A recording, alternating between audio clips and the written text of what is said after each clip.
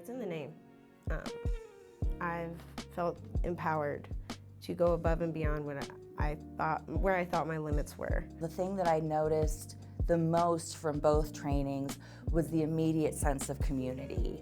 Yes, there is a space for you to be able to do that, and we acknowledge that, and you're welcome, and your authenticity is welcome. And so that, I think, was extremely empowering to me. My experience working with Repower was, instead of hard work, it was hard work.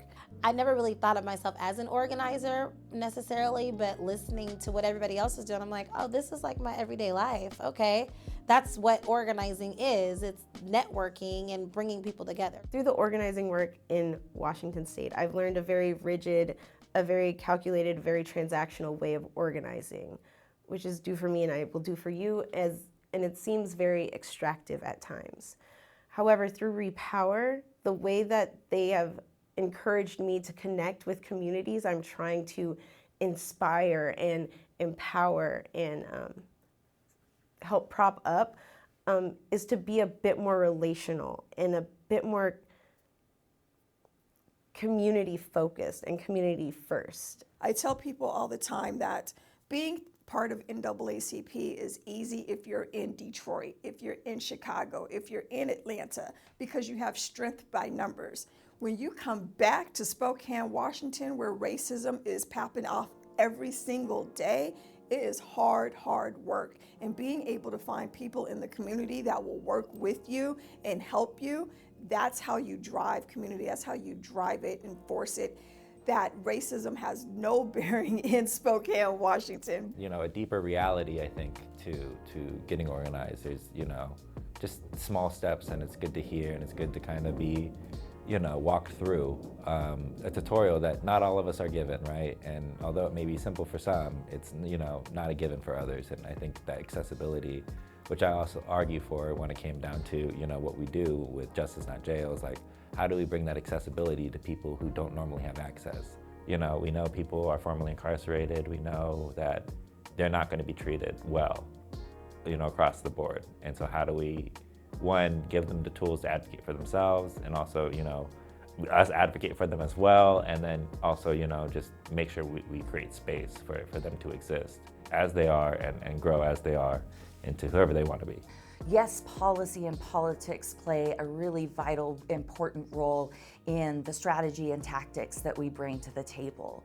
We also want to bring our sense of imagination, and one that many of us haven't used in a very long time because we have been so stuck in the mire of politics that I had forgotten what my dream for this world looks like. What does it look like for a world with housing and justice and transit justice?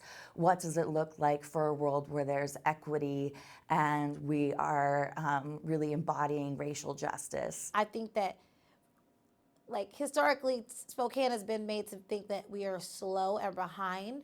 And we can be slower behind and whatnot, but that's okay, because now that we have programs like Repower, and we have, Empire Health Foundation, all these different organizations that are working together to make sure that none of us are left behind. So now we don't have to be slow can.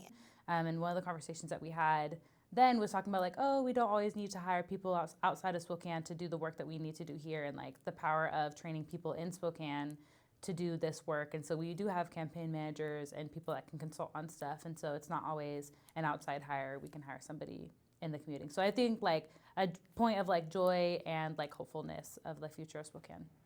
It's not just about how you move forward. It's where you come from. It's understanding your roots, and it's understanding where you're going to and where you want to go. And it's understanding that you're not in this alone. You have a team, and that's what the movement work is, and that's what heart work is. It's to build that strength. It's to build that muscle so that you can continue the good work and your passion work and keep helping the people you're trying to help. All of us have an origin story of how we got here and what that road looks like. And my story is going to continue, and I am Spokane's child, and I'm looking to make that transformation here in Spokane.